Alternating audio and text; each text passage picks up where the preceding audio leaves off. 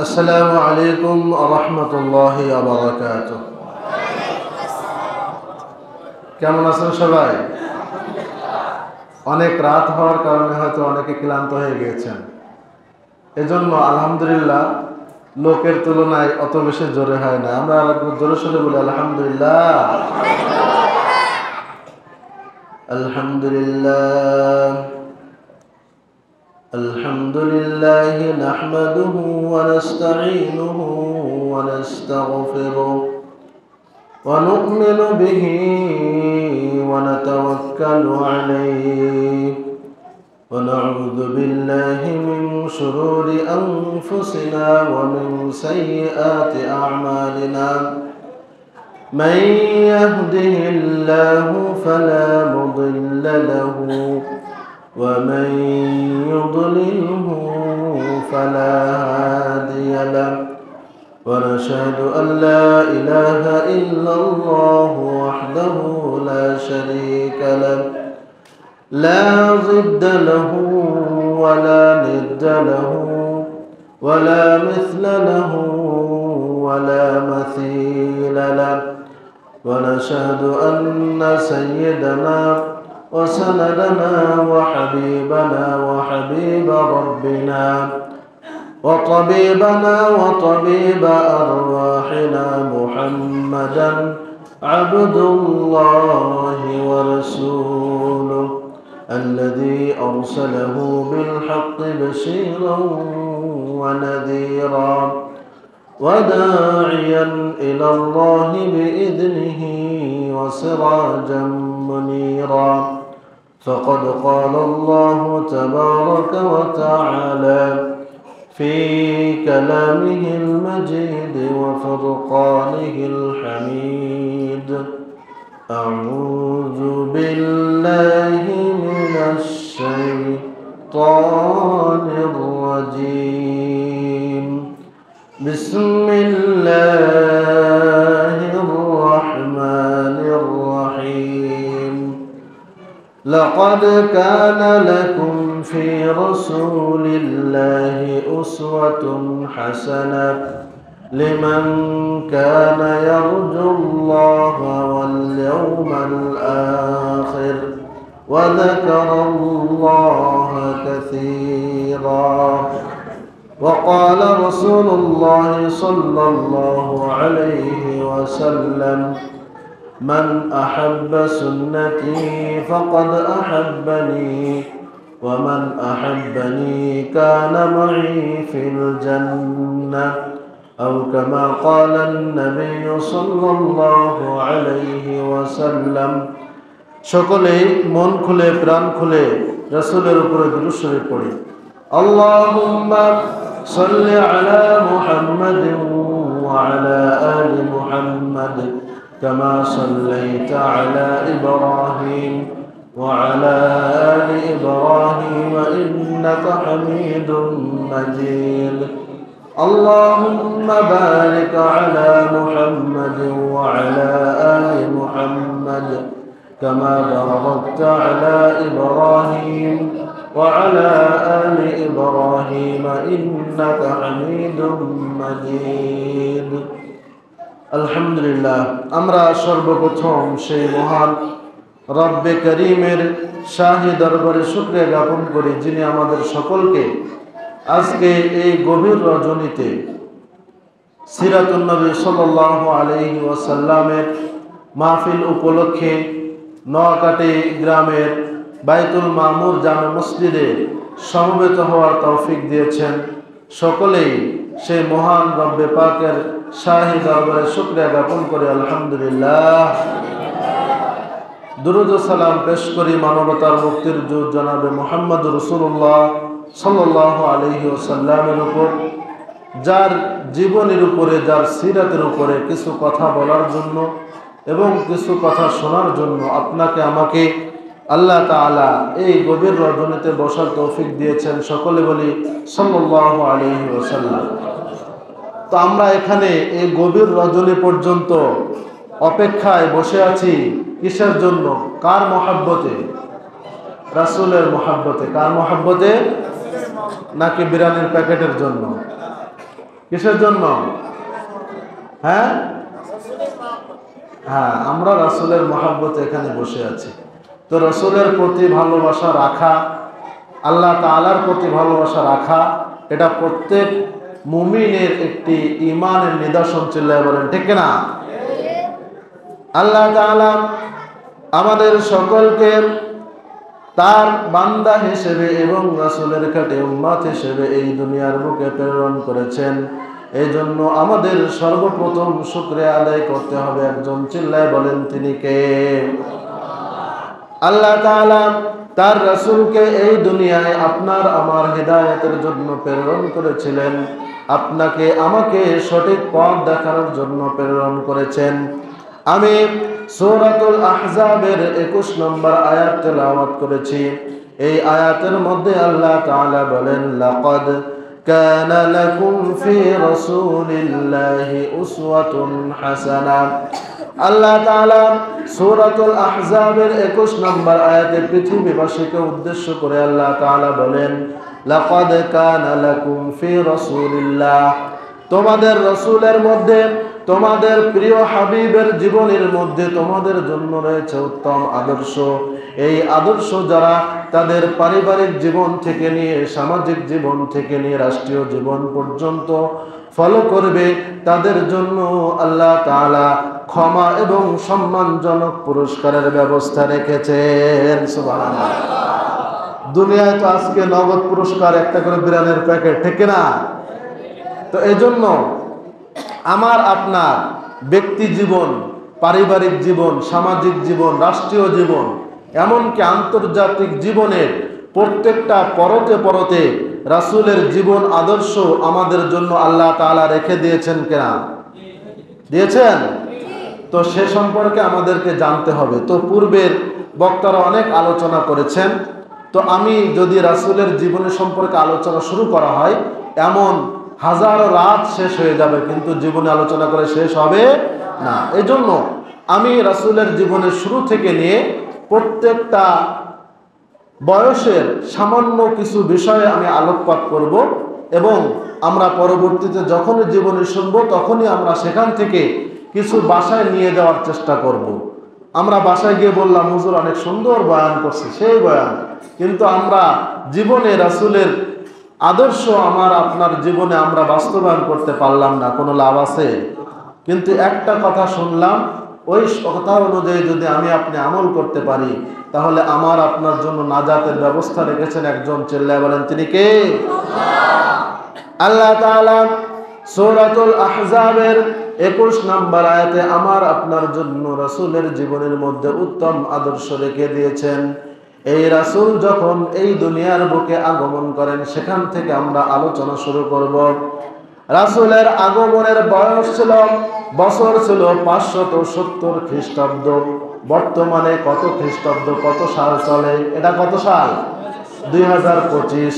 অর্থাৎ রাসূল প্রায় 1500 বছর পূর্বে আল্লাহ তাআলা মানব জাতির হিদায়াতের জন্য রাসূলকে প্রেরণ করেছিলেন।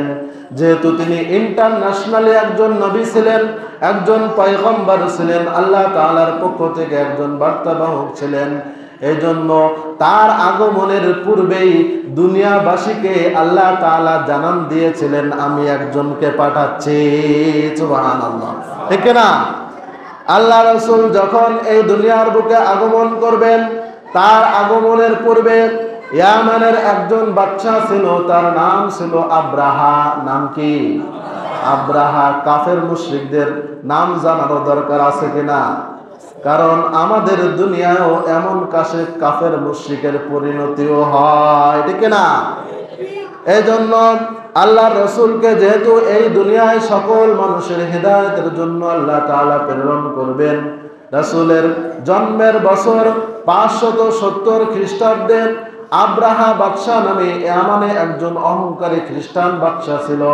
সে একটা গির্জা তৈরি করেছিল এবং সকলকে আহ্বান করেছিল, সকলে আমার গির্জার দিকে আসো, কাবার দিকে কেউ যাবা না, আল্লাহর ঘরের দিকে কেউ যাবা না, আমার গির্জার দিকে আসো। কানিস নামক একটি গির্জা সে নির্মাণ করেছিল এবং সেখানে সারা বিশ্বের লোকদেরকে আহ্বান করেছিল ইবাদতের জন্য। কিন্তু সেখানে তার ডাকে কেউ সাড়া দেয় নাই। একদিন সকালে সে গিয়ে দেখলো যে সারা রাত সেখানে টয়লেট করে রেখেছে। কি সকলে টয়লেট করে রাখছে। এখন মেজাজ কি ঠান্ডা হবে নাকি গরম হবে? কি হবে? গরম হবে। আব্রাহা বাদশার মেজাজ গরম হয়ে গেল। সে বলল যে আমার এই কাজ যে কাবা শরীফের জন্য করেছে, যে কাবা শরীফে যাওয়ার জন্য আমি নিষেধ করেছি, সেই কাবা শরীফের দিকে কেন এত মানুষ আকৃষ্ট? ওই কাবা শরীফকে ধ্বংস করতে হবে।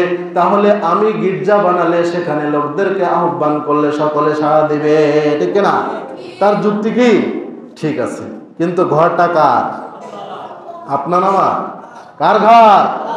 চিল্লায় বলেন কার ঘর? ওই ঘরকে ধ্বংস করার মতো শক্তি পৃথিবীতে কারণ আছে? ওই ঘর ধ্বংস হবে না, যারা ধ্বংস করতে যাবে তারাই ধ্বংস হয়ে যাবে, ঠিক না? আব্রাহা বাদশাহ কাবা ঘর ধ্বংস করার জন্য 570 খ্রিস্টাব্দে রাসূলের জন্মের কিছুদিন পূর্বে বিশাল এক হস্তি বাহিনী নিয়ে কাবা শরীফ অভিমুখে রওনা হলো। প্রতিমধ্যে যখন কাবা শরীফের নিকটবর্তী আসলো, তখন দেখা গেল হাতি আর সামনের দিকে যায় না। কোথায় যায়? পিছনের দিকে। কারণ তাদের সামনে একটি অলৌকিক অদৃশ্য একটি দেয়াল তৈরি করে দিয়েছেন একজন। চিল্লায়া বলেন তিনি কে? আল্লাহ তাআলা অদৃশ্য একটি দেয়াল সেখানে তৈরি করে দিয়েছেন। হাতিরা বলে আমরা মরতে রাজি, কিন্তু সামনে যাব না। এক পর্যায়ে যখন আব্রাহার বাদশাহ তার যে বড় হাতি ছিল, সেই হাতির যখন কড়া নাড়া তার দিল হলো, তার মাথায় কড়া দিয়ে লোহা দিয়ে আঘাত করা হলো, ওই হাতি আরো বেঁকে বসলো। আব্রাহা বাদশাকে হাতি তার পিঠ থেকে মুহূর্তের মধ্যে জমিনে নিক্ষেপ করলো। সুবহানাল্লাহ বাসায় গিয়ে বলেন। তখন আব্রাহা বাদশাহ যখন ওই হাতি তাকে নিক্ষেপ করলো, তখন সে বুঝতে পারলো এখানে আমার সত্যি কোনো কাজ হবে না। কিন্তু সে ছিল অহংকারী বাদশাহ। সে যেহেতু পণ নিয়ে আসছে কাবা ঘর ধ্বংস করবে, সে পিছু হাঁটতে রাজি না। এমত অবস্থায় যখন হাতির পাল পিছনের দিকে দৌড়াতে লাগলো, কারণ আল্লাহ তাআলা তাদেরকে হুকুম দিয়ে দিয়েছেন যে আমি তোমাদেরকে তৈরি করেছি শুধুমাত্র আমার গোলামি করার জন্য, আমার হুকুম পালন করার জন্য। আমার কাবা শরীফ ধ্বংস করার ক্ষেত্রে এই আব্রাহা, এই নমরুদ, এই ফিরাউন, তারা যেভাবে আমার এই কাবা শরীফের পিছনে যুগে যুগে লেগেছে, তোমরা এই কাবা শরীফ ধ্বংস করার পিছনে তোমরা আসো না, তোমরা এখান থেকে ভাগো। কি করো? ভাগো। হাতিদেরকে আল্লাহ তাআলা নির্দেশ দিয়ে দিলেন। এরপর হাতিরা সামনে আর যায় না, যায় কোথায়? পিছনে। যতই সামনে আগাতে যায়, যায় কোথায়? পিছনে। এরপর আব্রাহা বাদশাহ আর সামনে আগাতে পারে না। তার সৈন্য বাহিনীর মধ্যে ভয় চলে আসলো, তাদের মনোবল ভেঙে পড়লো। আর একবার যদি কোনো সৈন্য বাহিনীর মনোবল ভেঙে যায়, তাদের দ্বারা আর যুদ্ধ করা কি সম্ভব? সম্ভব? সম্ভব না। সেখানে আল্লাহ রসুলের দাদা আব্দুল মুত্তালিবের কিছু উট বাঁধা ছিল, সেই উটগুলো তারা রেখে দিল। এবং আব্দুল মুত্তালিব, যার কাছে আল্লাহ তাআলা কাবা শরীফের ওই চাবির দায়িত্ব আল্লাহ তাআলার পক্ষ থেকে এসেছিল, ওই কাবা শরীফের চাবি ছিল খাজা আব্দুল মুত্তালিব আল্লাহ রসুলের দাদার কাছে। আল্লাহ রসুলের দাদার কাছে আব্রাহা বাদশার কিছু সৈন্যবাহিনী সেখানে গিয়ে তাদেরকে বলল যে তোমার উট এখান থেকে নিয়ে নেওয়া হয়েছে, তুমি ওই উট যদি রক্ষা করতে চাও দ্রুত চলে আসো। সেখানে সে উট রক্ষা করার জন্য আসলো, কাবা শরীফের বিষয়ে কোনো কথা বলল না। আব্রাহা বাদশাহ সে অবাক হয়ে গেল। সে বলল যে আমি তোমার উট নিয়ে নিয়েছি, সেটা ঠিক আছে, কিন্তু আমি তো আমার মেন উদ্দেশ্য হলো কাবা শরীফ ধ্বংস করা। কাবা শরীফ রক্ষা করার জন্য তোমার কোনো পদক্ষেপ আমি দেখতেছি না। আব্দুল মুত্তালিব বলল যে এই উটগুলো হলো আমার, এই জন্য আমি আমার উট নিতে এসেছি।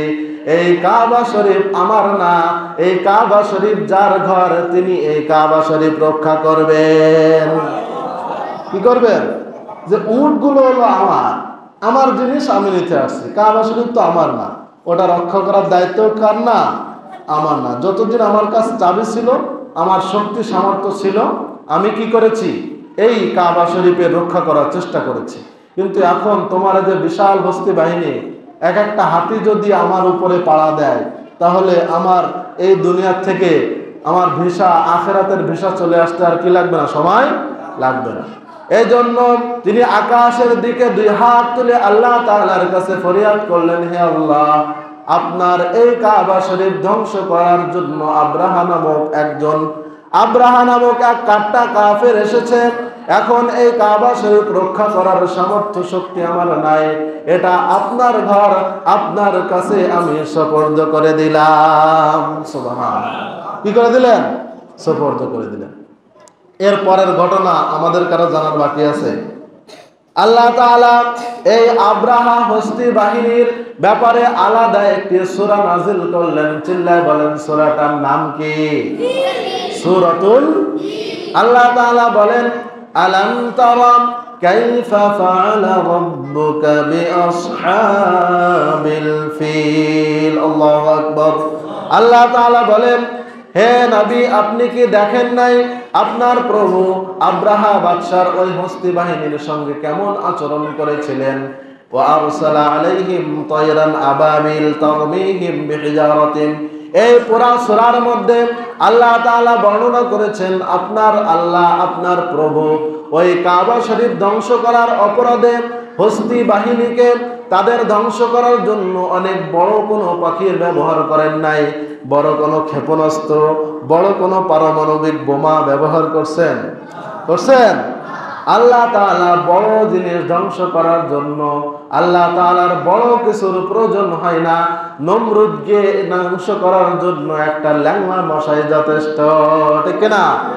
আব্রাহা বাদশাকে ধ্বংস করার জন্য আবাবিল পাখি, ছোট যে টুনটুনি চড়ুই পাখি রয়েছে, পাখি সমূহের মধ্যে সব থেকে ছোট পাখি, সেই ছোট পাখিদেরকে আল্লাহ তাআলা নির্দেশ দিলেন, তোমরা 2 পায়ে 2টা এবং ঠোঁটে 1টা 3টা করে ছোট ছোট কঙ্কর নিবা।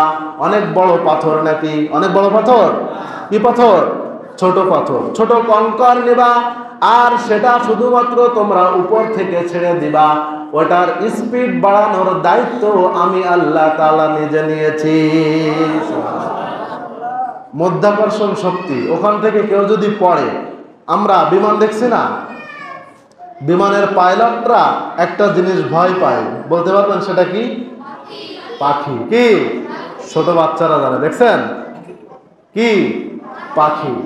কারণ পাখি সেখানে স্বাভাবিকভাবে এসেও যদি ওই বিমানের দরজায় লাগে, বিমানের সামনের গ্লাসে লাগে, ওটার স্পিড কয়েক হাজার গুণ বেড়ে যায়। কি হয়ে যায়? বেড়ে যায় মাধ্যাকর্ষণ শক্তির কারণে। এক একটা পাখি এক একটা বুলেটের মতো এসে বেঁধে। আল্লাহ তাআলা এই ট্রিক্সটাকে কাজে লাগালেন, মাধ্যাকর্ষণ শক্তির উপর থেকে পাখিদেরকে নির্দেশ দিলেন, তোমরা সেখানে ওই আবাবিল পাখিকে নির্দেশ দিলেন কঙ্কর নিক্ষেপ করো। মাধ্যাকর্ষণ শক্তির কারণে এক একটা পাথরের স্পিড এত দূর পর্যন্ত গেল, এত হলো যে এক একজনের এক পাশ থেকে ঢুকলো ছোট হয়ে, আর এক পাশ থেকে যা কিছু আছে সব কিছু নিয়ে বের হলো। সুবহানাল্লাহ। তো এই জন্য আল্লাহ তাআলা এই ঘটনাটা ঘটাইছিলেন কোন বছর? রাসূলের জন্মের বছর। পৃথিবীবাসীকে আল্লাহ তাআলা জানান দিতে চাচ্ছিলেন যে এই দুনিয়ার বুকে আর কুফরি শক্তি চলবে না, শিরকি শক্তি চলবে না, খ্রিস্ট ধর্ম চলবে না, ইহুদি ধর্ম চলবে না, চলবে মাত্র একটি মাত্র ধর্ম। চিল্লায় বলেন, সেই ধর্মটার নাম কি? নাম কি? ইসলাম। শুধুমাত্র এই ঘটনায় ক্ষান্ত না, আল্লাহর রাসূল যখন ভূমিষ্ঠ হচ্ছেন, মা আমিনা বলেন, আমার সামনে এমন একটি নূর, আমার সামনে এমন একটি আলো আমি দেখতে পেলাম, যে আলোর কারণে উত্তর থেকে দক্ষিণ, পূর্ব থেকে পশ্চিম, এই চতুর্দিগন্ত আল্লাহ তাআলা আমার চোখের সামনে স্পষ্টভাবে উপস্থাপন করলেন। সুবহানাল্লাহ। এটার মাধ্যমে আল্লাহ তাআলা পৃথিবীবাসীকে জানান দিতে যাচ্ছিলেন যে আমি এমন একজন নবীকে পাঠাচ্ছি, যিনি অন্ধকারের অমানিসা দূর করে আলোর বাণী দিয়ে এই সারা পৃথিবীকে আলোকিত করবেন। সুবহানাল্লাহ। এরপর রোম ওই সময়ের সব থেকে বড় পরাশক্তি ছিল। বর্তমান ইটালি ভ্যাটিকান সিটি সারা বিশ্বের সব থেকে ছোট দেশ। ছোট দেশের নাম কি? Vatican city. পোপদের সাম্রাজ্য, খ্রিস্টানদের ধর্মযাজক যারা পোপ, এই যে মাঝে পোপ ফ্রান্সিস কয়েক বছর আগে বাংলাদেশে আসছিল, উনি মারা গেছেন, ঠিক না? এই পোপদের একটি নগরী সারা বিশ্বের মধ্যে সব থেকে ছোট দেশ হলো ভ্যাটিকান সিটি, ইটালিতে অবস্থিত। গুগলে সার্চ করে দেখবেন। এই রোম ছিল তখনকার পরাশক্তি। এই রোমের বাদশা খ্রিস্টান বাদশা ছিল। সে আল্লাহ তাআলাকে বিশ্বাস করত, কিন্তু তিন খোদা মানত। কয় খোদা? তিন খোদা। এক খোদা আল্লাহ, আর এক খোদা হলো মারিয়াম, নাউযুবিল্লাহ। আর এক খোদা কি? মারিয়াম। তারা বলে মারিয়াম হলো আল্লাহ তাআলার স্ত্রী, নাউযুবিল্লাহ। আর আরেক তার আল্লাহ তাআলার পুত্র হলো ঈসা। নাম কি? ঈসা। ঈসা ইবনে মারইয়াম। وقالت اليهود عزير ابن الله وقالت النصارى المسيح ابن الله। আল্লাহ তাআলা বলেন আল্লাহর নবী উজাইরকে ইহুদিরা তারা আল্লাহ তাআলার পুত্র বলে, আর ঈসাকে খ্রিস্টানরা আল্লাহ তাআলার পুত্র বলে। আল্লাহ তাআলার পুত্র আছে নাকি? আছে। আল্লাহ তাআলা ছোট্ট একটি সূরা, 4টি মাত্র আয়াত, এই সূরার মধ্যে আল্লাহ তাআলা বলে দিয়েছেন লাম ইয়ালিদ ওয়া লাম ইউলাদ ওয়া লাম ইয়াকুল লাহু কুফুয়ান আহাদ। আল্লাহ তাআলা বলেন আল্লাহ তাআলা কাউকে জন্ম দেন নাই, তাকেও কেউ জন্ম দেয় নাই। আর আল্লাহ তাআলার সমকক্ষ এই সারা সমগ্র বিশ্বের মধ্যে আপনি কাউকে পাবেন না, ঠিক না? এই জন্য যখন আব্রাহা বাদশার এই হস্তি বাহিনী ধ্বংস হয়ে গেল, আল্লাহ রসুলকে আল্লাহ তাআলা এই দুনিয়ার বুকে প্রেরণ করবেন। যতক্ষণ আল্লাহ তাআলা এই দুনিয়ায় যখন আল্লাহ তাআলা রসুলকে প্রেরণ করবেন, দুনিয়াবাসীকে একটি জানান দিতে হবে। রোম বাদশার বড় বড় দুর্গ ছিল। কি দুর্গ? কেউ দেখছেন? বাংলাদেশে আছে 60 গম্বুজ মসজিদ আছে না? 60 গম্বুজ মসজিদে গেছেন কে কে? কে কে? আল্লাহ তাআলা করুন। নামাজ পড়ছেন? কয়টা গম্বুজ আছে? হ্যাঁ, এই যে গম্বুজ গুনেন নাই, তাহলে কি দেখে কোনো লাভ আছে? গম্বুজ গুনছেন কেউ? কয়টা আছে? 77টা। কে বললো? এই যে দেখছেন, হ্যাঁ 77টা। কয়টা? 77। এটা হলো খান জাহান আলী রহমতুল্লাহ আলাইহি। অসংখ্য অলি আউলিয়া তারা আমাদের এই বাংলাদেশে এসে তাদের পদধূলি দিয়ে আমাদের বাংলাদেশকে ধন্য করেছেন। সুবহানাল্লাহ। এই 60 গম্বুজ মসজিদ, সেটা হলো এখান থেকে প্রায় 500 বছর পূর্বের একটি মসজিদ। ওই মসজিদ দেখলে বোঝা যায় আগেরকার বিল্ডিং গুলো কেমন ছিল। অনেক বড় বড় পিলার হতো, আর ছাদ হতো সেই পুরো, ঠিক না? এখন তো মিস্ত্রিদের একটা মাপ আছে, কত কত ইঞ্চি, কে বলতে পারবেন? হ্যাঁ হ্যাঁ, ছাদ ঢালা দেয় 3-3.5 ইঞ্চির মতো, নাকি? রাজমিস্ত্রি ভাই কেউ আছেন? ওই সময়ের ছাদ হতো অনেক পুরো, অনেক বড় বড় প্রাসাদে তারা বসবাস করত, যেন দূর থেকে হামলা করলে ওই প্রাসাদ ধ্বংস না হয়। কিন্তু আল্লাহ তাআলার হুকুম জড় বস্তুর মধ্যেও চলে, ঠিক না? জড় বস্তুর মধ্যেও আল্লাহ তাআলার হুকুম চলে। তার প্রমাণ হলো যখন নমরুদ ইব্রাহিম আলাইহিস সালামকে হত্যা করার জন্য 1 কিলোমিটার ব্যাপ্তি আগুন জ্বালিয়েছিল, ওই আগুনে আল্লাহর রসুল ইব্রাহিম আলাইহিস সালামের একটা পশমও আল্লাহ তাআলা পোড়ানোর অনুমতি দেন নাই। সুবহানাল্লাহ। ইসমাইল আলাইহিস সালামকে জবে করার জন্য আল্লাহ তাআলার নির্দেশে ইব্রাহিম আলাইহিস সালাম যখন ছুরি চালিয়েছিলেন, ওই ছুরিটা জীব নাকি জড় বস্তু? জীব নাকি জড়? সেটার মধ্যে আল্লাহ তাআলার হুকুম চলে কিনা? চলে। জবে কি হয়েছিল? একটা পশমও কাটছিল? কাটে না। হুকুম দিয়েছিলেন কে? ছুরিকে আল্লাহ তাআলা নির্দেশ দিয়েছিলেন, খবরদার ছুরি আমার ইসমাইলের গলা তো কাটা তো দূরের কথা, একটা পশমও যেন না কাটে, এজন্য কাটতে পারে নাই।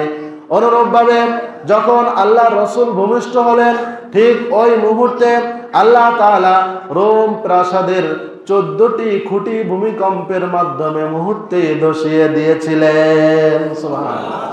আল্লাহ তাআলা রোম সম্রাটকে জানান দিচ্ছিলেন যে তোমার এই রাজপ্রাসাদ তো এখন ধ্বংস হয়েছে, অচিরেই তোমার এই বাদশাহী, তোমার এই শাহী তখ্ত অতি শীঘ্রই আমি এমন একজনকে এই তাখতে বসাবো, তোমার এই রোম এমন একজনকে বিজয়ের জন্য আমি এই দুনিয়ার বুকে আনয়ন করেছি, যিনি এই পৃথিবী থেকে কুফরির শক্তিকে, কুফরির অন্ধকারকে দূর করে আলো দিয়ে এই পুরো পৃথিবীকে আল্লাহ তাআলা ভরিয়ে দিবেন।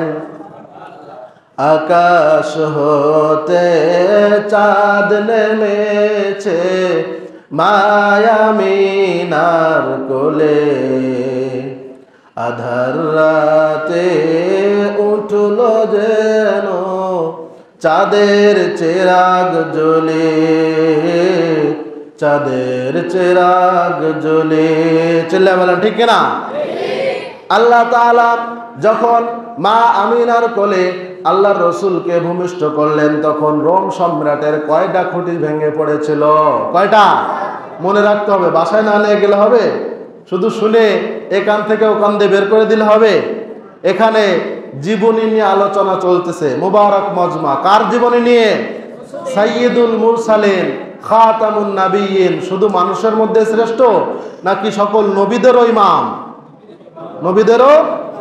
আল্লাহ তাআলার কাছে ইব্রাহিম আলাইহিস সালাম দোয়া করলেন, রব্বানা হাব লানা মিন আজওয়াজিনা ওয়া যুররিয়াতিনা কুররাতা আ'য়ুনিন ওয়াজআলনা লিল মুত্তাকিনা ইমামা। হে আল্লাহ, আপনি আমাকে এবং আমার পরিবারের মধ্য থেকে এমন একজনকে নির্বাচন করেন, যিনি শুধুমাত্র এই মানব জাতির ইমাম হবেন না, বরং সকল নবীদের ইমাম, যাকে আপনি নির্বাচন করবেন। সুবহানাল্লাহ। ইব্রাহিম আলাইহিস সালামের দোয়া কি কবুল হয়েছে নাকি হয় নাই? হয়েছে। ওনার দোয়া আল্লাহ তাআলা একটাও ফেরান নাই, ঠিক কিনা? শেষ বয়সে সন্তান দিয়েছেন। তিনি হলেন আমাদের আদি পিতা। আমাদের আদি পিতার নাম কি? আদি পিতার নাম কি? আর কেউ আছে নাকি? আছে? নাম কি? হযরত আদম আলাইহিস সালাম। আমাদের মুসলিম জাতির পিতাকে ইব্রাহিম আলাইহিস সালাম। মিল্লাতা আবিকুম ইব্রাহিম হুয়া সাম্মাকুমুল মুসলিমিন। আমরা যে নিজেদেরকে মুসলিম হিসেবে পরিচয় দিই, এই নামটা আমাদেরকে রেখেছিলেন কে? কে রেখেছিলেন? ইব্রাহিম আলাইহিস সালাম। স্পষ্ট আয়াত সূরাতুল হজের শেষ অংশে আল্লাহ তাআলা এটা বলে দিয়েছেন, 17তম পারার শেষ পৃষ্ঠায়। এরপর যখন আল্লাহর রসুলকে এই দুনিয়ার বুকে আল্লাহ তাআলা প্রেরণ করেছিলেন, ওই সময়ের আরেকটা পরাশক্তি ছিল হলো ইরান। নাম কি? ওই সময়ের পারস্য, তারা ছিল হলো অগ্নি পূজক। কি? অগ্নি পূজক, অগ্নি পূজা করত। এখনো সারা বিশ্বে ৩,৫০০ ধর্ম রয়েছে। কত হাজার? আমরা কয়টার নাম জানি? মুসলমান, খ্রিস্টান, ইহুদি, বৌদ্ধ, হিন্দু, এর বাইরে কেউ জানি? কিন্তু এই পৃথিবীতে ৩,৫০০ ধর্ম রয়েছে। কত হাজার? ৩,৫০০। তার মধ্যে আমাকে আপনাকে আল্লাহ তাআলা একমাত্র সঠিক ধর্মের দিশা আল্লাহ তাআলা দিয়েছেন। এজন্য আমরা চিল্লায় আরো একবার আল্লাহ তাআলা শুকরিয়া আদায় করি, আলহামদুলিল্লাহ। আল্লাহ তাআলা যখন আল্লাহর রসুলকে এই দুনিয়ার বুকে প্রেরণ করলেন, তখন ওই পারস্যের যে অগ্নি পূজক ছিল, 1000 বছর ধরে প্রজ্বলিত আগুন ছিল। 1000 বছরের মধ্যে ওই আগুন সামান্য 1 সেকেন্ডের জন্য কখনো নেবে নাই। কিন্তু আল্লাহর রসুল যেই এই দুনিয়ার বুকে পদার্পণ করলেন, আল্লাহ তাআলা ওই আগুনকে বললেন, এই আগুন তুমি নেমে যাও, এখন তোমার এই অগ্নি পূজা এই দুনিয়ার বুকে আর চলবে না। সুবহানাল্লাহ। কত বছর চলছে ওই আগুন? কত বছর? 1000 বছর। বর্তমান যে ইরান তো এখন শিয়া মুসলিম কান্ট্রি, কিন্তু ওই সময় ছিল হলো অগ্নি পূজকদের একটা কান্ট্রি, একটি দেশ ছিল। এরপর রাসূল যখন ভূমিষ্ঠ হলেন, আব্দুল মুত্তালিব আল্লাহ রসুলকে নিয়ে, এতিম রসুলকে নিয়ে আল্লাহ তাআলা কাবা শরীফে তাকে দেওয়ার নির্দেশ দিলেন। কাবা শরীফে গিয়ে তিনি আল্লাহ তাআলার কাছে কাবা শরীফের মধ্যে নিয়ে গেলেন। কাবা শরীফের মধ্যে নিয়ে যাওয়ার পর আল্লাহর রসুলকে তিনি সেখানে রেখে আল্লাহ তাআলার কাছে দোয়া করলেন, হে আল্লাহ, আপনি আমার পোতাকে এমন অবস্থায় এই দুনিয়ার বুকে প্রেরণ করেছেন, তার আগে আপনি আমার সন্তান আব্দুল্লাহকে নিয়ে নিয়েছেন। একে দেখভালের দায়িত্ব আমি আপনার হাতে সমর্পণ করলাম। আল্লাহ তাআলা কার দেখভালের দায়িত্ব নিজে নিয়েছিলেন? কার? রাসূলের। আরবের ওই সময় প্রথা ছিল, মক্কার শহর থেকে গ্রামে বাচ্চাদেরকে পাঠিয়ে দেওয়া হতো তায়েফ সহ বিভিন্ন গ্রামে। তখন হযরত হালিমাতুস সাদিয়া রাদিয়াল্লাহু তাআলা আনহা সদ্য তার সন্তান আব্দুল্লাহকে তিনি ভূমিষ্ঠ করেছেন।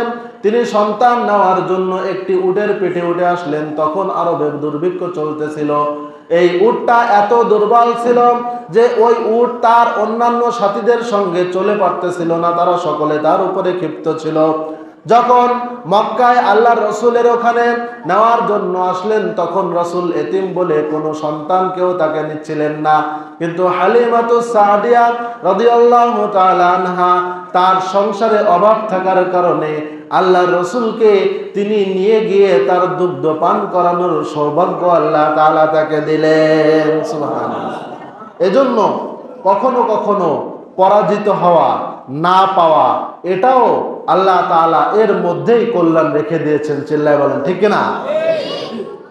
অনেকে এসএসসি পরীক্ষার পরে বাংলাদেশে পরের দিন পত্রিকা খুললে সুইসাইডের খবর আসে কিনা? আসে। তো একটা এসএসসি পরীক্ষার রেজাল্ট কারোর ভাগ্যকে নির্ধারণ করতে পারে? পারে? একটা এসএসসি পরীক্ষা, এইচএসসি পরীক্ষার একটি রেজাল্ট তোমাদের ভাগ্য নির্ধারণ করতে পারে না। ছোট ভাইরা তোমরা শুনে রাখো। এজন্য আল্লাহ তাআলা যদি চান, চায়নার একজন বড় ব্যবসায়ী আছে, তার নাম হলো জ্যাক মা। নাম কি? নাম শুনছেন না? উনি 36 বার চাকরির পরীক্ষায় ফেল করছেন। কয়বার? 36 বার। আমরা একবার দুইবার ফেল করার পরে আর কি সামনে আগাতে রাজি না। উনি 36 বার চাকরির পরীক্ষায় ফেল করার পর পরবর্তীতে তিনি এমন একটি ইন্ডাস্ট্রি দিয়েছেন, তার কোম্পানির নাম কি? নাম কি? আলিবাবা। নাম কি? আলিবাবা 40 চোর। ছোটবেলায় গল্প শুনছি কিনা? শুনছেন?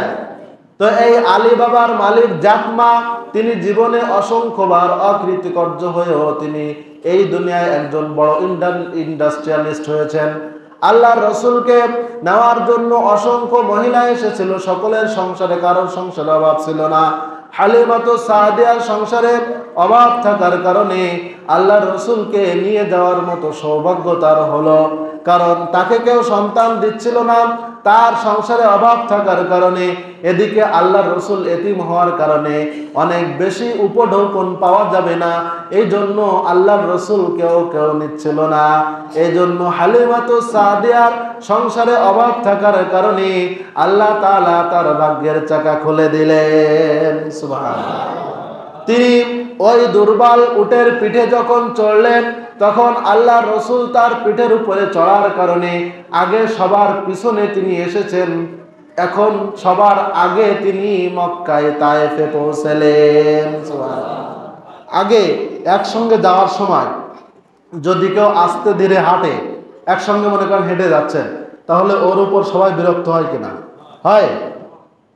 অনুরূপভাবে হালিমাতুস সাদিয়া রাদিয়াল্লাহু তাআলা আনহা উটের পিঠে আসছিলেন। ওই উট না খেতে পেরে পেরে অনেক বেশি দুর্বল হয়ে গিয়েছে, কিন্তু পরবর্তীতে আল্লাহ রাসূল যখন উঠলেন, ওই উটের মধ্যে আল্লাহ তাআলা শক্তির সঞ্চার করে দিলেন। সুবহানাল্লাহ।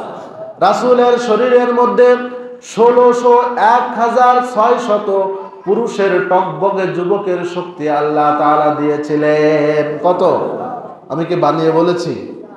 কতশো? 1600। হাদিস শরীফের মধ্যে, মুসলিম শরীফের হাদিসের মধ্যে আল্লাহ রাসূল বলেন, আমাকে 40 জন জান্নাতি যুবকের শক্তি দেওয়া হয়েছে। কতজন? 40 জন। কতজন? আর একজন জান্নাতি যুবকের শরীরে 40 জন দুনিয়াবি টকবগে শক্তিশালী যুবকের মতো শক্তি থাকে। তাহলে 4 এ 4 কত হয়? 16। তাহলে কতশো হলো? 1600। এজন্য আল্লাহ রাসূল কাউকে সজ্ঞানে কাউকে কি করতেন না? আঘাত করতেন না। আঘাত করলে কি তার দুনিয়া খুঁজে পাওয়া যাবে? যাবে? যাবে না। একবার উহুদ যুদ্ধের সময় আল্লাহ রাসূল একাকী ছিলেন। এই সুযোগে একটা কাফের এসে আল্লাহ রসুলকে তরবারি দিয়ে আঘাত করার চেষ্টা করলো। আল্লাহ রসুলের পাশে একটা বল্লম পড়েছিল। বল্লম দেখছেন কেউ? বল্লম দেখছেন? বল্লম কাঠের তৈরি, তার মাথায় থাকে হলো লোহার তৈরি ফলা থাকে। ওই বল্লম দিয়ে আল্লাহ রসুল তাকে সামান্য আঘাত করলেন, তার গলার এখানে সামান্য ছিলে গেল। সে গাধার মতো, ষাঁড়ের মতো চিল্লাতে চিল্লাতে পুরা উহুদ পাহাড় মাথায় করে নেওয়ার মতো অবস্থা তৈরি করলো। তার সাথী সঙ্গীরা কাফের যারা ছিল সকলে বলল, তুমি এমন ষাঁড়ের মতো চিল্লাচ্ছ, কোনো তোমার শরীরে তো কোথাও কোনো ক্ষত দেখা দেয় না। তখন সে বলল, আমাকে মুহাম্মদ আঘাত করেছে, আমি শারীরিকভাবে ভিতর থেকে এত কষ্ট পাচ্ছি, যদি পুরা উহুদবাসীকে ভাগ করে দেওয়া হয় মুহূর্তের মধ্যে সবাই দুনিয়ার থেকে বিদায় হয়ে যাবে। সুবহানাল্লাহ বলবেন না? আল্লাহ রসুলকে আল্লাহ তাআলা শারীরিকভাবে এত শক্তি দিয়েছিলেন। যখন আল্লাহ রসুল ওই উটের পিছনে উঠলেন, তখন হালিমাতুস সাদিয়ার উট সবার আগে তায়েফে গিয়ে পৌঁছালো। তায়েফে পৌঁছানোর পর তার বাসায় যে বকরিগুলা ছিল, ভেড়া ছিল, দীর্ঘদিন যাবৎ ভেড়ার কোনো দুধ ছিল না, তারা খেতে পারতেছিলেন না। আল্লাহ রসুলের বরকত সেখান থেকে শুরু হলো। আল্লাহ রসুল ওই ঘরে প্রবেশ করার পর দীর্ঘদিন পরে পেট ভরে তারা দুধ পান করে 1 মাস পরে তারা নিশ্চিন্তে ঘুমিয়েছিলেন। আল্লাহ রসুলকে বরকতের নবী ছিলেন কিনা? ছিলেন। জন্মের আগের থেকেই কি বরকত, জন্মের পরে বরকত আছে কিনা দেখছেন? আরো দেখবেন বরকত। কে কে দেখতে চান? আমরা আল্লাহ রসুলের জীবনী নিয়ে আলোচনা করতেছি। এমন জীবনী সারা বিশ্বের মধ্যে আর আছে? মাইকেল এইস হার্ট একজন খ্রিস্টান লেখক, তিনি চিন্তা করলেন যে আমি এমন একটা কিতাব লিখব, এমন একটি জীবনী গ্রন্থ লিখব, যে জীবনী গ্রন্থটা সারা বিশ্বের মধ্যে ইউনিক হবে, যে জীবনী গ্রন্থের মধ্যে জীবনী গ্রন্থ এই সারা দুনিয়ায় আর থাকবে না, অনেক বেশি সেল হবে, বেস্ট সেলার বুক হবে আমারটা। তখন অনেকজন মনীষীর জীবনী তিনি সেখানে জমা করলেন। তখন তিনি শুরুতে কার নাম দিবেন এটা নিয়ে তিনি দ্বিধাদ্বন্দ্বের মধ্যে পড়ে গেলেন। তখন তিনি গভীর রাত্রে ঘুমিয়ে আছেন, হঠাৎ করে তার স্বপ্নে একজন এসে বলতেছে যে তোমার জীবনের শুরুতে, এই জীবনী গ্রন্থের শুরুতে যদি মুহাম্মদ সাল্লাল্লাহু আলাইহি ওয়াসাল্লামের জীবনী তুমি দাও, তাহলে এটা হবে সারা বিশ্বের মধ্যে নাম্বার 1 জীবনী গ্রন্থ। যখন মাইকেল এইস হার্ট তার বই দা 100 কিতাবের শুরুতে যখন রসুলের জীবনী যোগ করলেন, তখন এটা সারা বিশ্বে এত জনপ্রিয় হলো, সারা বিশ্বের অসংখ্য জ্ঞান পিপাসু মানুষ এই জীবনী গ্রন্থ পড়েছে। সুবহানাল্লাহ। নাম কি? দা 100। নাম কি? দা 100। 100 জীবনী সেখানে রয়েছে। সর্বপ্রথম কার জীবনী তিনি সেখানে নিয়ে এসেছেন? কার জীবনী? রাসূলের জীবনী। রাসূল তিনি এসেছেন সবার শেষে, কিন্তু আমরা জান্নাতে যাব সবার আগে। প্রধান বক্তা কি শেষে ওঠেন নাকি প্রথমে ওঠেন? কখন? শেষে। রাসূলকে প্রধান বক্তা না দ্বিতীয় বক্তা? প্রধান বক্তা। মনে রাখতে হবে আমরা প্রধান বক্তার উম্মত, এজন্য আমাদের গর্ববোধ করতে হবে, ঠিক কিনা? আমরা হীনমন্যতায় ভুগি, দুনিয়ায় অভাব অনটনের মধ্যে থেকে আমরা হতাশ হয়ে যাই, কিন্তু হতাশ হওয়া যাবে? আল্লাহর রসুল তিনি জীবনে যত কষ্ট করেছেন, এই সামান্য কষ্ট যদি আমার আপনার জীবনে দেওয়া হয়, সুইসাইডের মতো খারাপ ডিসিশন আমরা নিতে পারি। আল্লাহর রসুলকে আল্লাহ তাআলা এত কষ্ট দিয়ে পরীক্ষা করেছেন, ঝালাই করেছেন, যেভাবে সোনাকে খাঁটি করার জন্য সেখানে তাকে হাত বোলানো হয় না, আদর করা হয় না, করা হয় স্বর্ণকারের। আমাদের কপিল মুনি তো স্বর্ণকারের দিক থেকে অনেক বিখ্যাত, ঠিক কিনা? অনেক ব্রিটিশ আমলের একটি বাজার হলো আমাদের কপিলমুনি বাজার, অসংখ্য স্বর্ণকার রয়েছে সেখানে। আপনারা লক্ষ্য করে থাকবেন হাত বুলিয়ে সুন্দর করা হয় না, বরং আগুন দিয়ে পুড়িয়ে সুন্দর করে ঝালাই করা হয়, ঠিক না? এরপর সেখান থেকে একটি গহনা তৈরি হয়। আল্লাহর রাসূলের সম্পর্কে আল্লাহ তাআলা হাদিসে কুদসির মধ্যে বলেছেন, আসাদুন নাসি বালাআন আল আম্বিয়া সুম্মাল আমসাল ফাল আমসাল। এই দুনিয়ায় আল্লাহ তাআলা সব থেকে বেশি কষ্ট দিয়েছেন নবীদেরকে। কাদের? এরপর মর্যাদার দিক থেকে তাদের মতো যারা নিজেদেরকে দাবি করবে, যারা আল্লাহ তাআলার শ্রদ্ধাভাজন প্রিয় পাত্র নিজেদেরকে যারা দাবি করবে, আল্লাহ তাআলা তাদেরকেও আগুন দিয়ে পুড়িয়ে এই দুনিয়া থেকে খাঁটি করে নেবেন। সুবহানাল্লাহ। আমরা কে কে রাসূলের মতো খাঁটি হয়ে এই দুনিয়া থেকে বিদায় হতে চাই? দুই হাত তুলে আল্লাহ তাআলাকে দেখায়। আল্লাহ তাআলা সকলকে কবুল করুন, সকলে বলুন আমিন। এই জন্য দুনিয়ার বুকে হতাশ হওয়া যাবে না। রাসূলকে আল্লাহ তাআলা এই দুনিয়ার বুকে প্রেরণ করেছেন আপনার আমার জীবনী শিক্ষা দেওয়ার জন্য, আপনাকে আমাকে এই দুনিয়ায় কিভাবে জীবন যাপন করব সেটা শিক্ষা দেওয়ার জন্য। এজন্য আমি সূরাতুল আহজাবের 21 নম্বর আয়াত তেলাওয়াত করেছি। আল্লাহ তাআলা বলেছেন, রাসূলের জীবনীর মধ্যে তোমাদের জন্য রয়েছে উত্তম আদর্শ। আমরা একে অপরের সঙ্গে কেমন আচরণ করব, আমরা বিপদে আপদে কার উপর ভরসা করব, এটাও রাসূল আমাদেরকে শিক্ষা দিয়েছেন। দুইটা ঘটনা বলে আমি শেষ করব। আল্লাহর রাসূল যখন মদিনায় হিজরতের জন্য গারে সাওরে অবস্থান করতেছেন, তখন আল্লাহর রাসূল এবং আবু বকর ছিলেন, দুইজন সাহাবী ছিলেন। নাম কি? দুইজন নাম কি? হযরত আবু বকর সিদ্দিক রাদিয়াল্লাহু তাআলা আনহুকে আল্লাহর রাসূল বলে রেখেছিলেন, আবু বকর হিজরত করার হুকুম আল্লাহ তাআলার পক্ষ থেকে আসতে পারে, তুমি রেডি থাকো। তখন একদিন গভীর রাত্রে গিয়ে এক ডাক দিলেন, আবু বকর তুমি কি বাসায় আছো? গভীর রাত 1টার সময় গিয়ে আল্লাহর রাসূল তাকে ডাক দিলেন। এক বাক্যে তিনি সাড়া দিলেন, লাব্বাইকা ওয়া সা'দাইকা ইয়া রাসূলুল্লাহ। সুবহানাল্লাহ। তখন আল্লাহর রাসূল জিজ্ঞাসা করলেন, হে আবু বকর তুমি শোনো নাই রাসূলকে কেমন মহব্বত করতে হবে, ভালোবাসতে হবে? খেয়াল করে শোনেন। আল্লাহর রাসূল যখন তাকে ডাক দিলেন, আবু বকর এক বাক্যে গভীর রাত্রে তিনি সাড়া দিলেন। আল্লাহর রাসূল জিজ্ঞাসা করলেন, আবু বকর তুমি ঘুমাও নাই? তখন আবু বকর বললেন, যেদিন থেকে আপনি আমাকে বলেছেন আবু বকর আল্লাহ তাআলার পক্ষ থেকে হিজরতের নির্দেশ আসতে পারে, সেই দিন থেকে আমি বিছানার সঙ্গে পেট লাগিয়ে ঘুমাই না। রাসূলকে কেমন মহব্বত করতেন, ভালোবাসতেন। তখন আল্লাহর রাসূল তিনি তাকে বুকে জড়িয়ে ধরলেন। বাল্য বন্ধু ছিলেন, তারা ছোট্টবেলার থেকে একসঙ্গে বড় হয়েছেন। আবু বকর ওই দরজায় পিঠ লাগিয়ে টেস লাগিয়ে তিনি ঘুমাতেন, বিছানায় পিঠ লাগিয়ে ওর পর থেকে কখনো ঘুমান নাই। আল্লাহ রাসূল যখন আবু বকরকে নিয়ে সার্বিক পরিস্থিতি বিবেচনা করার জন্য তিনি 3 দিন যাবত গারে সাওরে থাকার অবস্থান করার যখন তিনি মনস্থির করলেন, তখন মক্কার কাফেররা প্রত্যেক বংশ থেকে একজন করে টোটাল 40 জন টকবগে যুবককে ভাড়া করা হলো রাসূলকে হত্যা করার জন্য। নাউযুবিল্লাহ। কি করার জন্য? অসংখ্যবার রাসূলকে হত্যার প্ল্যান করা হয়েছে, কিন্তু রাখে আল্লাহ, মারে কে? ঠিক না? যদি এই দুনিয়া থেকে কারোর সময় না হয়, এই দুনিয়া থেকে বিদায় করার ক্ষমতা কারোর নাই, ঠিক না?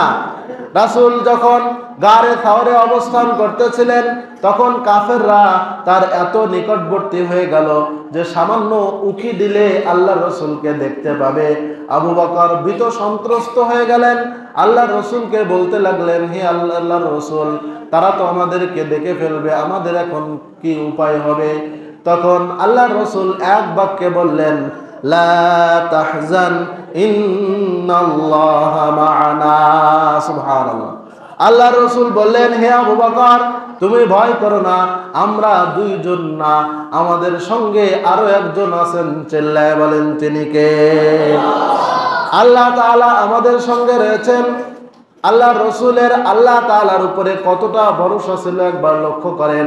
একবার আল্লাহর রাসূল যুদ্ধ থেকে ফিরতেছিলেন, প্রতিমধ্যে বিশ্রামের জন্য তার তরবারি মুবারক এক গাছে রেখে তিনি সেখানে গাছের নিচে বিশ্রাম নিচ্ছিলেন।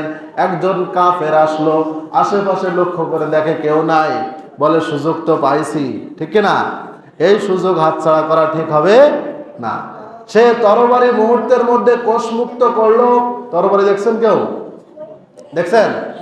তরবারি খাপের মধ্যে লোহার খাপের মধ্যে যখন থাকে সেখান থেকে কোষমুক্ত করে রাসূলের বুকের উপরে বসে গলায় ছুরি দিল, তখন বলতে লাগলো, এখন আপনাকে আমার থেকে কে বাঁচাবে? নাউযুবিল্লাহ বলবেন না? কপাল পোড়া। তখন আমরা হলে তাকে কোন পাশ দিয়ে ঘুষি মারলে সে পড়ে যাবে, কোন পাশ দিয়ে আমি দৌড় দিব, এটা চিন্তা করতাম, ঠিক কিনা? আল্লাহর রাসূল তখন যখন ওই কাফের বলল, মাই ইউহদিকাল্লাহ, তোমাকে আমার হাত থেকে কে বাঁচাবে, তখন তিনি এক বাক্যে চিল্লায় বললেন, একজনের নাম চিল্লায় বলেন, তিনি কে? আল্লাহর রাসূল বললেন, আল্লাহ। এই আল্লাহ শব্দ শুনে ওই কাফেরের অন্তরে এত ভীত সন্ত্রস্ত সে হয়ে গেল, অন্তরের মধ্যে এত ভীতি সঞ্চার হলো, মুহূর্তের মধ্যে তার হাত কাঁপতে কাঁপতে হাত থেকে তরবারি পড়ে গেল। আল্লাহর রাসূল ওই তরবারি উঠিয়ে নিলেন, উঠিয়ে নিয়ে তার গলায় ছুরি ধরে আল্লাহর রাসূল এবার বললেন, এখন আমার হাত থেকে তোমাকে কে বাঁচাবে? সুবহানাল্লাহ। এরপর কাফের বলল, হলো আপনি। কে? আপনি। ভয় পেয়ে গেছে, কি বলতেছে? যে আপনি বাঁচাবেন। তখন আল্লাহর রাসূল শিক্ষা দিলেন যে না, আমি তোমাকে বাঁচাতে পারি না, তুমি বলো আমাকে আল্লাহ তাআলা রক্ষা করবেন। সুবহানাল্লাহ। আল্লাহর রাসূলের এই আখলাক দেখে তার জানি শত্রুকেও আল্লাহর রাসূল কিভাবে ক্ষমা করতে পারেন, মক্কা বিজয়ও কিভাবে ক্ষমা করেছেন, এই কাফেরকেও ক্ষমা করে দিলেন। মুহূর্তের মধ্যে ওই কাফের কালিমা লা ইলাহা ইল্লাল্লাহু মুহাম্মাদুর রাসূলুল্লাহ কালিমা পড়ে সে ইসলামের সুশীতল ছায়াতলে সে আশ্রয় নিল। সুবহানাল্লাহ।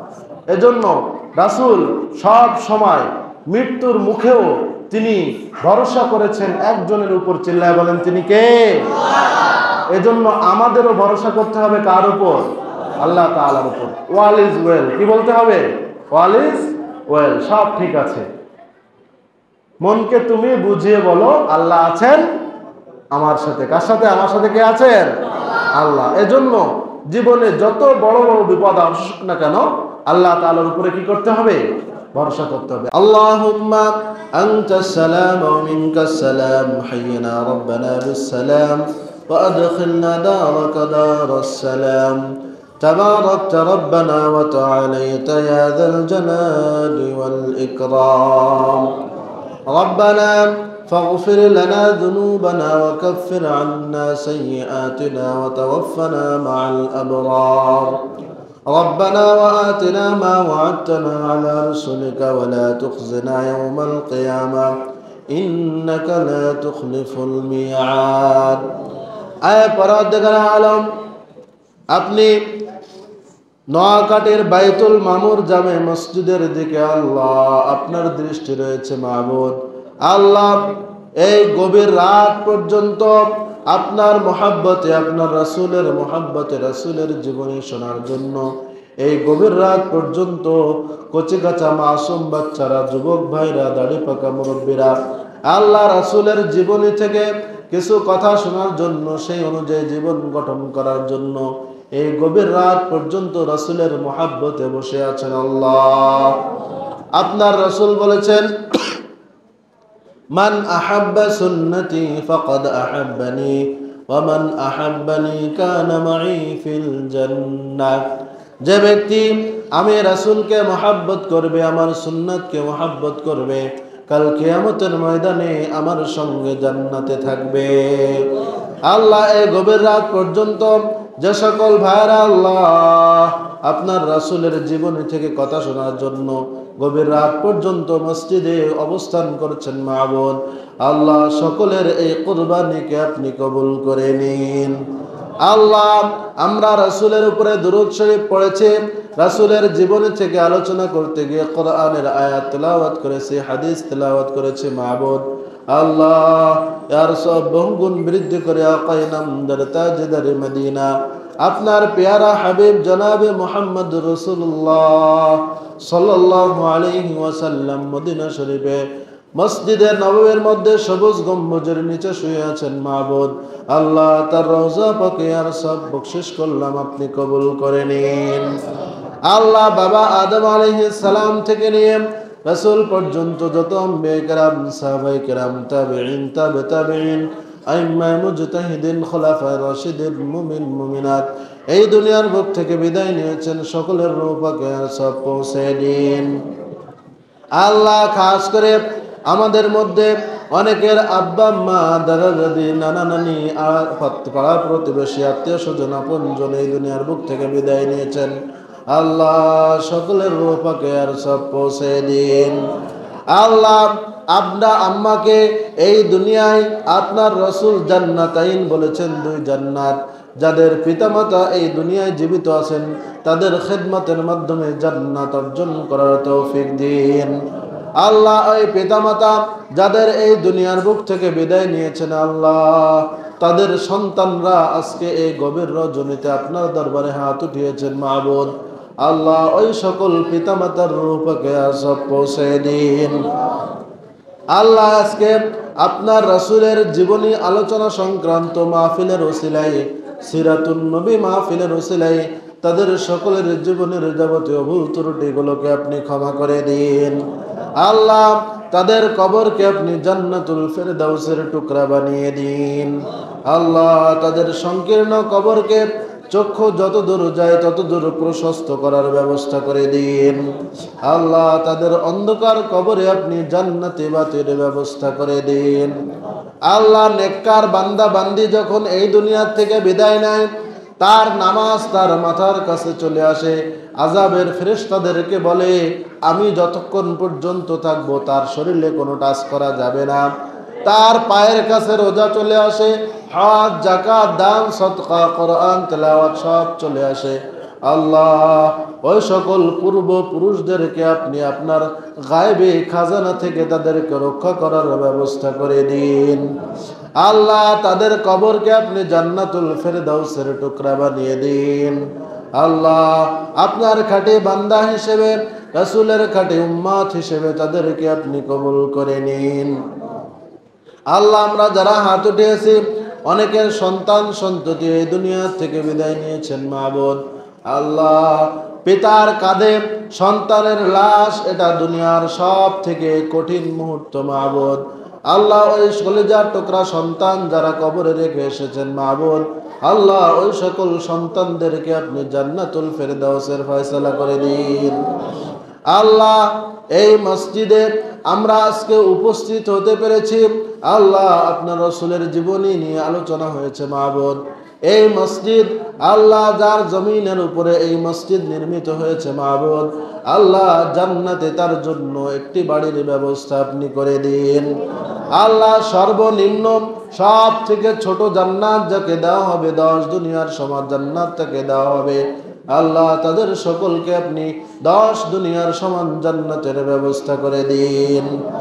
আল্লাহ এই মসজিদে শ্রম দিয়ে, অর্থ দিয়ে, বিভিন্ন ভাবে আল্লাহ পরামর্শ দিয়ে যারা এই মসজিদে এখন পর্যন্ত খেদমতে লেগে আছেন মাবুদ, আল্লাহ তাদের সকলের এই খেদমতকে কাল কিয়ামতের ময়দানে নাজাতের উসিলা হিসেবে আপনি কবুল করে নিন। আল্লাহ বিনা বেতনে, বিনা পারিশ্রমিকে মসজিদ কমিটিতে যারা রয়েছেন, আল্লাহ আপনার ঘর মসজিদের খেদমতে যারা অক্লান্ত পরিশ্রম করতেছেন মাবুদ, আল্লাহ এই বাইতুল মামুর মসজিদের পরিচালনা কমিটির সকল সদস্যকে আপনি কবুল করে নিন। আল্লাহ এই খেদমতকে কাল কিয়ামতের ময়দানে নাজাতের উসিলা হিসেবে আপনি কবুল করে নিন। আল্লাহ খাস করে এই গভীর রজনী পর্যন্ত আপনার রাসূলের সিরাত সম্পর্কে আলোচনা সংক্রান্ত মাহফিল যারা অক্লান্ত পরিশ্রম করে যে যুবক ভাইরা আয়োজন করেছে মাবুদ, আল্লাহ তাদের সকলকে আপনি আবু বকর ওমরের সঙ্গে জান্নাতে থাকার ব্যবস্থা করে দিন। আল্লাহ আপনার রাসূল বলেছেন 7 শ্রেণীর লোক জান্নাতে আল্লাহ আপনার আরশে আজিমের নিচে ছায়া পাবে। আল্লাহ তার মধ্যে 1 শ্রেণীর লোক হলো শাবুন নাশা ফি ইবাদাতিল্লাহ, ওই যুবক যে আল্লাহ তাআলার ইবাদতের মধ্য দিয়ে বেড়ে উঠেছে। আল্লাহ এই সকল যুবক ভাইদেরকে কাল কিয়ামতের কঠিন ময়দানে যখন অর্ধ হাত মাথার উপরে সূর্য আসবে, মাথার খোলেগুলা টকবক করে ফুটে 2 পাশ দিয়ে ঘিলু বেয়ে বেয়ে পড়তে থাকবে, আল্লাহ ওই কঠিন দিনে সকলকে, সকল যুবক ভাইদেরকে আপনি আপনার আরশে আযীমের নিচে ছায়ার ব্যবস্থা করে দিন। আল্লাহ, আমরা যারা হাত উঠে আছি, আল্লাহ রাসূলের ওসিলায়, রাসূলের মুহাব্বতের ওসিলায়, আপনার রাসূলকে আমরা মন থেকে ভালোবাসি, মুহাব্বত করি। আল্লাহ, এই মুহাব্বতের ওসিলায় তারা এই গভীর রজনী পর্যন্ত অপেক্ষা করছেন রাসূলের জীবনী থেকে কিছু কথা শোনার জন্য। এটাকে কাল কিয়ামতের ময়দানে আরশে আযীমের নিচে ছায়া পাওয়ার ওসিলা হিসেবে আপনি কবুল করে নিন। আল্লাহ, কাল কিয়ামতের ময়দানে নাজাতের ওসিলা হিসেবে আপনি কবুল করে নিন। আল্লাহ, যারা উপস্থিত রয়েছেন মাবুদ, আল্লাহ সকলকে আপনি জান্নাতুল ফেরদাউসের ফয়সালা করে দিন। আল্লাহ, সকলকে যদি আপনি জান্নাত দিয়ে দেন, আপনার জান্নাতের কোনো কমতি হবে না। সকলকে যদি আপনি শাস্তি দেন, আপনার রাজত্বের কোনো লাভ হবে না। আল্লাহ, আল্লাহ সকলকে আপনি জান্নাতুল ফেরদাউসের ফয়সালা করে দিন।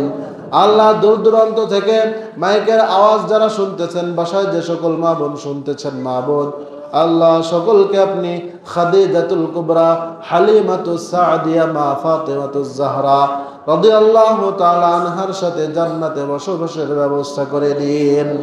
হুজুরে পাক সাল্লাল্লাহু আলাইহি ওয়াসাল্লামের ওসিলায় আমাদের সকলের মুনাজাতকে আপনি কবুল করে নিন। রাব্বিরহামহুমা কামা রাব্বায়ানি সগীরা, রাব্বিরহামহুমা কামা রাব্বায়ানি সগীরা। হাসবুনাল্লাহু ওয়া নি'মাল ওয়াকিল, নি'মাল মাওলা ওয়া নি'মান নাসির।